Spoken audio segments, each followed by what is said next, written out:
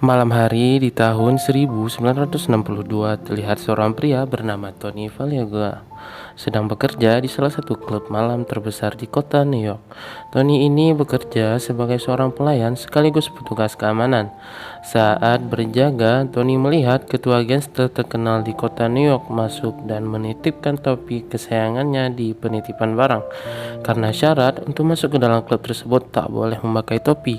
Saking sayangnya sama topi, dia bahkan sampai mengancam akan membakar klub ini jika topinya sampai hilang. Dari kejauhan, Tony yang mendengar ancaman itu pun dapat ide jahat. Ketika si ketua gangster ingin pulang dan meminta topinya lagi, dia marah. Waktu penjaga barang bilang kalau topinya telah hilang. Sambil emosi, ketua gangster kembali mengancam akan membakar toko tersebut bila sampai besok pihak klub masih juga belum menemukan topinya. Mendengar ancaman barusan, pemilik telepon terpaksa menutup klubnya sementara waktu hingga malam salah ini selesai. Saat tahu tempat kerjanya tutup akibat ulahnya, Tony merasa bersalah. Ia lalu pergi menemui ketua gangster di suatu bar untuk mengembalikan topinya, sambil bercerita kalau dia merebut topi itu dari seorang pencuri. Namun sayangnya si pencuri berhasil lolos. Tony kemudian meminta agar ketua gangster mau memaafkan pemilik klub tempatnya bekerja. Ketua gangster yang mengira Tony adalah seorang pahlawan, sebagai ucapan terima kasih dia pun memberi Tony uang. Paginya Tony pulang ke rumah, ganti baju dan tidur.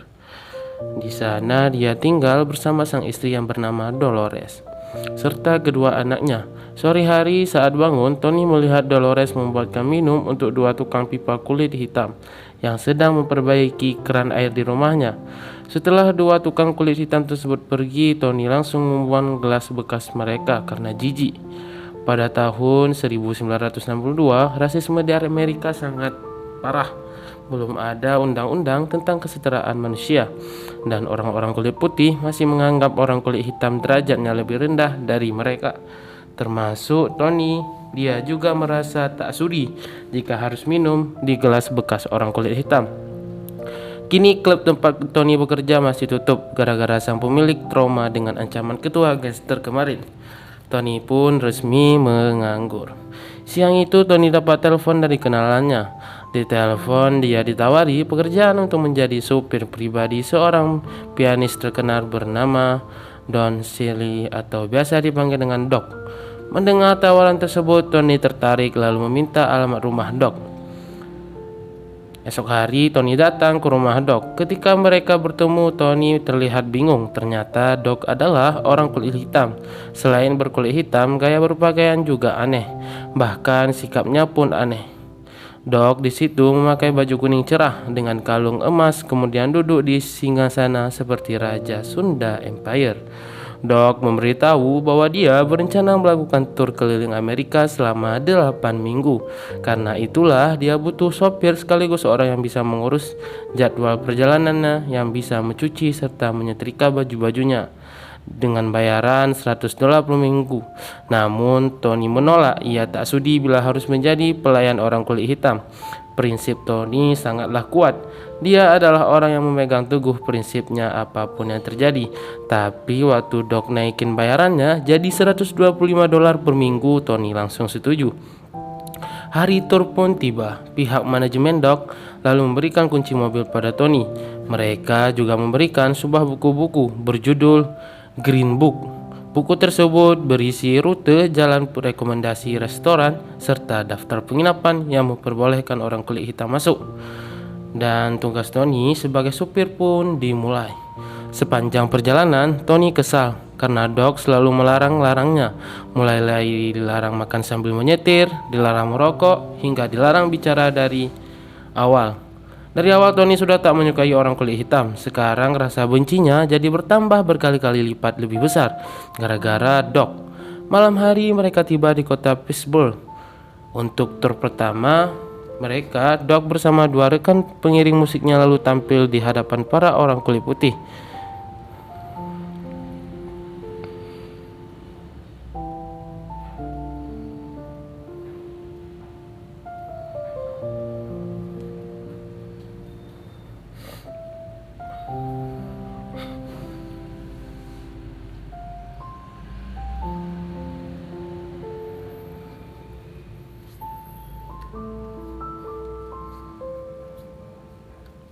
Melihat kehebatan Dog bermain piano, Tony tak menyangka orang kulit hitam rendahan bisa bermain piano sehebat itu.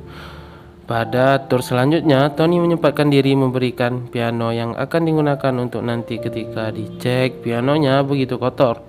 Tony kemudian meminta salah satu petugas mengganti piano tersebut, tapi si petugas menolak. Dia malah mengatakan kalau piano kotor itu cocok untuk orang kulit hitam seperti Dog. Mendengar ucapan si petugas barusan, Tony kesal lalu langsung memukulnya.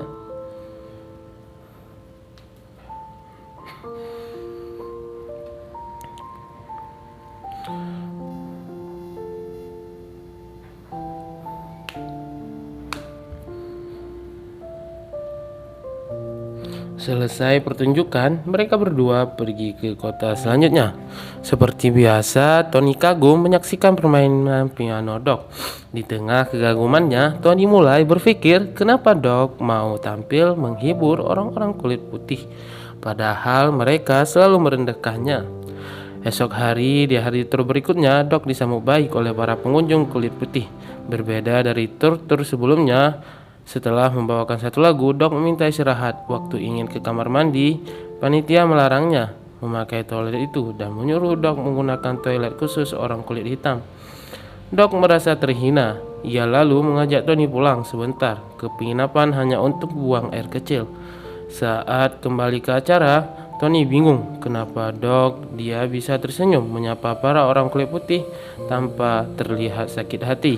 Salah satu kru pengiring musik kemudian memberitahu bahwa ini bukan pertama kalinya Dog direndahkan. Dog sudah terbiasa, bahkan bisa dibilang sudah terlatih menahan hinaan.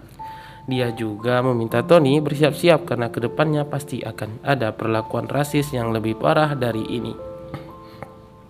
Keesokan harinya, Tony menyempatkan diri menulis surat untuk sang istri. Ketika Tony membaca, dia mengatakan kalau tulisan Tony jelek. Dog lalu membantu menulis ulang dengan kata-kata yang dirangkai seromantis mungkin. Dari momen itulah mereka berdua mulai akrab. Saat surat Tony sampai ke Dolores, Dolores pun tersentuh membacanya. Besok hari, Tony bersama Dog sampai di salah satu hotel kota Memphis. Waktu mau masuk ke dalam, Tony kebetulan bertemu dua temannya. Melihat Tony bekerja untuk orang kulit hitam, kedua temannya bingung. Mereka mengira Tony sedang kekurangan uang. Salah satu temannya lalu menawarkan Tony pekerjaan. Namun dengan sopan, Tony menolak tawaran tersebut. Malam hari, Tony dapat telepon dari temannya. Tadi, di telepon itu, Tony diajak bertemu di bar. Pas keluar kamar, ternyata Dog juga ada di luar kamar. Dog mengira Tony berencana menerima pekerjaan dari temannya, tapi Dog pun menaikkan gaji Tony 2 kali lipat asalkan Tony tetap menjadi asistennya. Tony kemudian mencoba menenangkan Dog. Ia meyakinkan kalau saat ini Tony hanya akan bekerja dengan Dog hingga tur selesai dan berjanji tak akan menerima tawaran pekerjaan dari tempat lain.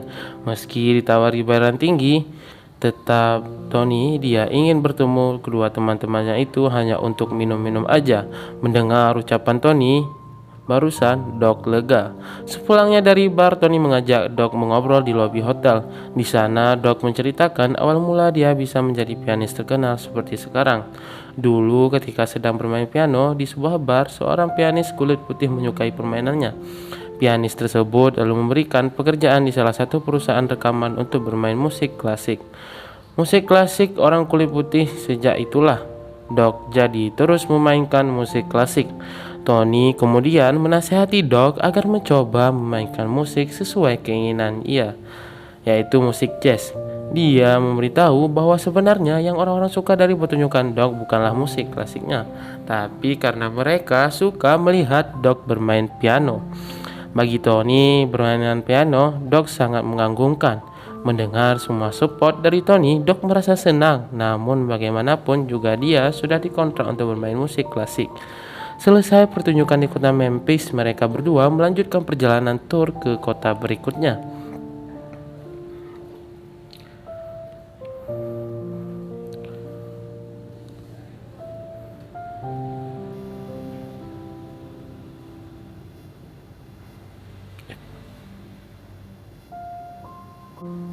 Di tengah perjalanan, Tony dihentikan dua orang polisi. Salah satu polisi lalu menyuruh Tony keluar, kemudian terus menginterogasinya.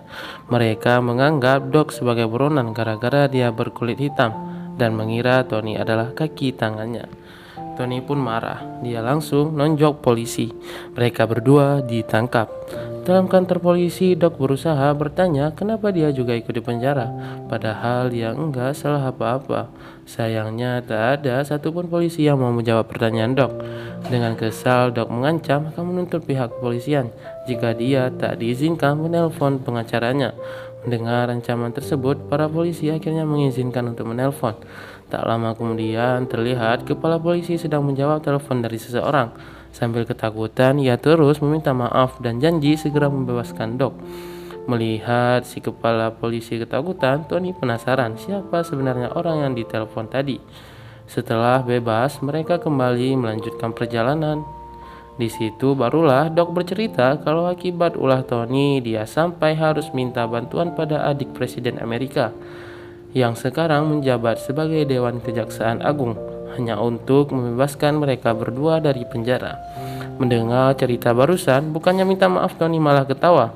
Awalnya semua terdengar seperti obrolan biasanya hingga saat Tony berkata bahwa Doc adalah seseorang sultan bergelimang harta, tinggal di rumah mewah, serta memiliki hidup sempurna. Seketika Doc marah lalu turun dari mobil.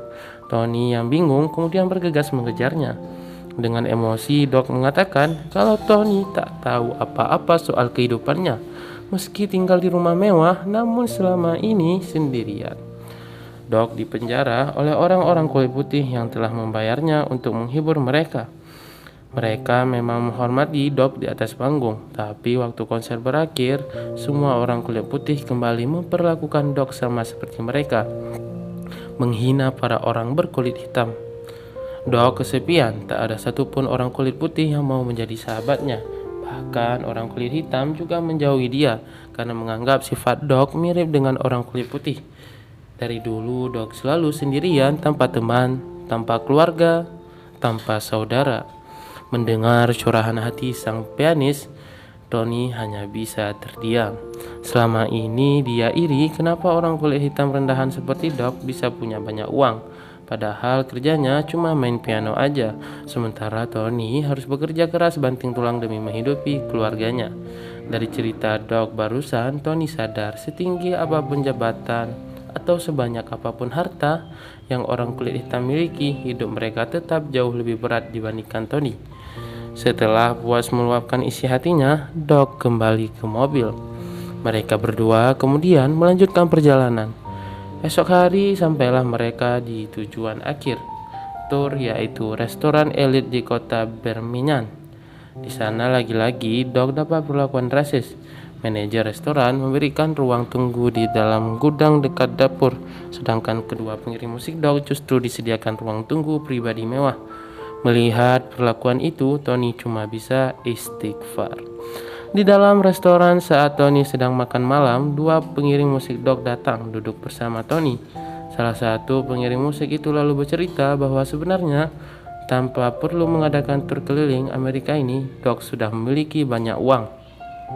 Alasan kenapa dia membuat tur ini adalah untuk membuka hati seluruh masyarakat kalau orang kulit hitam berhak diakui dan diperlakukan setara. Tak lama kemudian, Doc menyusul masuk ke dalam restoran.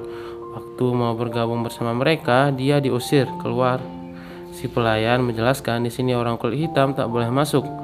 Tony lalu mencoba bernegosiasi pada manajer restoran untuk memperbolehkan Doc makan di dalam malam ini aja, tapi si manajer tetap tak mengizinkan. Sebagai permintaan maaf, manajer akan menyiapkan sebuah meja di taman belakang agar Doc bisa makan di sana. Doc pun menolak sambil mengancam akan membatalkan konsernya di restoran tersebut jika tidak tak diizinkan makan di dalam bersama orang kulit putih. Mendengar ancaman Doc barusan, si manajer kemudian mengajak Tony bicara empat mata. Dia berusaha menyogok Tony agar membujuk Doc makan di luar. Baginya mengizinkan satu orang kulit hitam makan di dalam restoran sama saja seperti mengizinkan monyet makan pisang di atas piring emas. Ketika Tony mau menonjok tuh bocah, Doc datang lalu menyuruhnya berhenti.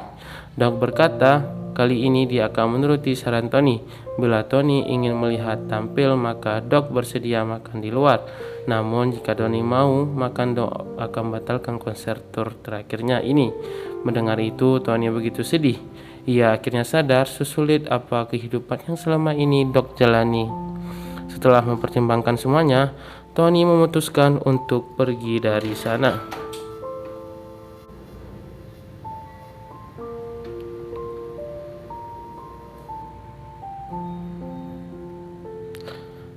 Dan membatalkan konser tur terakhir mereka. Saat pulang, Dok mengajak Tony makan di sebuah bar khusus orang kulit hitam. Selesai makan, seseorang nelayan bertanya, kenapa mereka berdua memakai jas, padahal cuma mau makan di bar jas saja. Tony di situ menjelaskan kalau Dok adalah seorang pianis terkenal. Harusnya sekarang dia tampil di restoran mewah, tapi dia memilih makan di sini karena makanan di sini enak. Mendengar bar kecilnya dipuji, sang pelayang merasa tersanjung. Ia kemudian meminta Dok bermain piano dan menghibur seluruh pengunjung sebagai bayaran makanannya.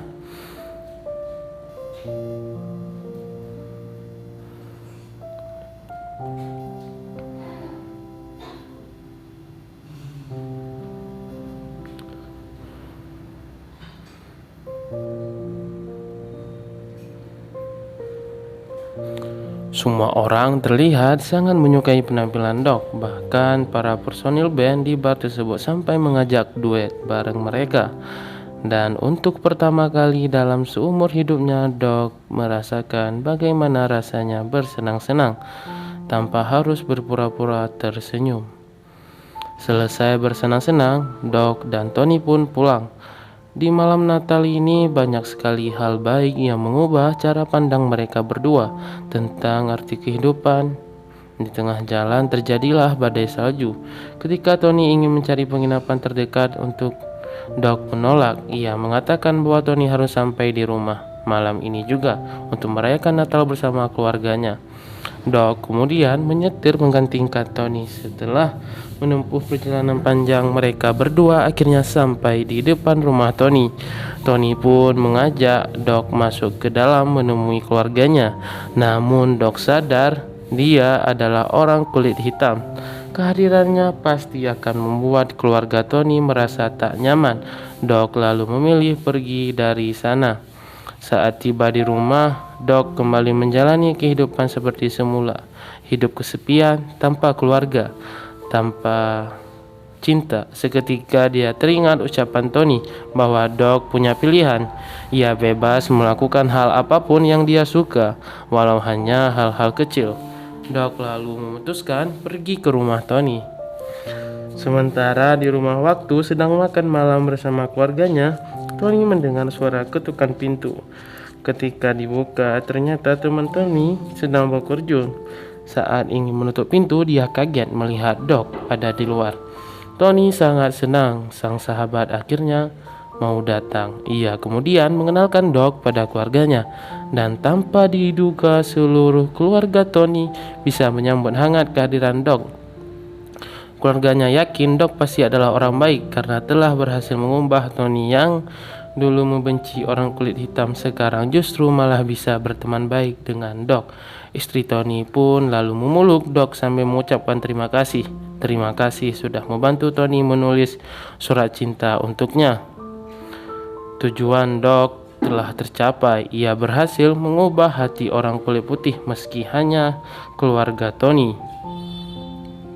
Dan film pun berakhir.